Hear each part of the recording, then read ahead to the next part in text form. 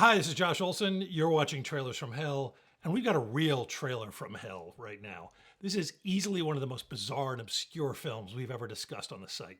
And frankly, it's widely perceived to be one of the stupidest movies ever made. I can't disagree. Obviously, I'm talking about the infamous sequel to Dr. Strangelove, starring alleged real estate tycoon and 80s relic Donald Trump. 7 billion people inhabit planet Earth. Of those alive today, only a small number will leave a lasting impact. Terry Southern was the legendary screenwriter behind such movies as Cincinnati Kid, Barbarella, Candy, which he also wrote the book, The Magic Christian, Easy Rider, and of course his and Stanley Kubrick's masterpiece, Dr. Strangelove. By the early 80s, Southern had fallen on hard times, was drinking heavily, and had checked himself into an experimental rehab sanitarium in upstate New York. It was there that he met legendary evil attorney Roy Cohn. Cohn was up there with a battalion of young male prostitutes that he brought up from New York to drain them of their blood. It was a process called a hemoglobin wash, and it never really took off. Southern was in danger of losing his WGA health insurance and looking desperately for new ideas. Also, he'd always wanted to top Dr. Strangelove. One afternoon, Roy Cohn was on a morphine mescaline drip and started pitching Southern the most insane idea Southern had ever heard.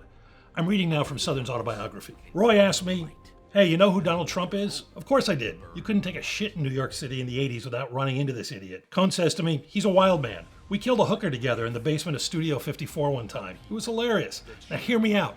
Imagine if this moron was president." "Of what?" I asked him. "Of the United States," says Cohn. That was all it took. There's a scene there where the two men meet. Their hands, when they shake them, glow green. And Sometimes When We Touch starts playing on the soundtrack. Frankly, it's a bizarre scene and more than a little erotic. Southern wrote the script in a vodka and mescaline-fueled explosion. It took him 6 days. This movie is the end result. Set in a near future in which, through a series of ludicrous mistakes, America accidentally elects a sociopathic game show host whose brain is being eaten by syphilis president, it focuses primarily on a meeting between the president and the North Korean dictator who haunts his dreams.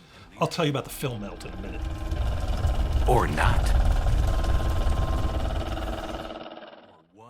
Even though it was completely incomprehensible, Trump loved the script and arranged financing through Russian oligarchs on the condition that he actually star in the film. Southern wanted Amy Heckerling, who had just directed Fast Times at Ridgemont High, to direct it, but Trump nixed it, saying everyone knows women can't direct. He wanted Sylvester Stallone, who was hot off of Rocky III, the one with Mr. T. For the North Korean dictator, Trump said he wanted the guy from Karate Kid. Everyone assumed he meant Pat Morita, who is actually Japanese, not Korean, but it turned out he actually meant Scott Baio, who's not even in the Karate Kid. So they put Scott Baio in the Korean makeup. Roy Cohn had one demand: more dick. He wanted as many phallic symbols as possible in the film, and if you watch this trailer, plenty of them are in it.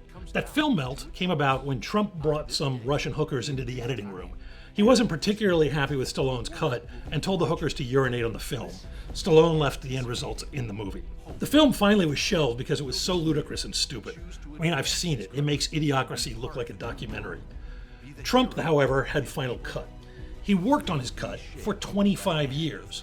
His final version was 12 hours long, and it was nothing but slow-motion close-ups of himself, intercut weirdly with shots of his daughter Ivanka taking a shower. Stallone went on to do the vastly superior Staying Alive.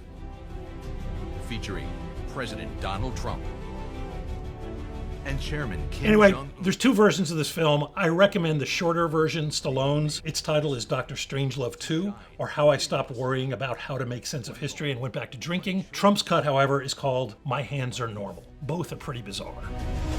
The future remains to be written.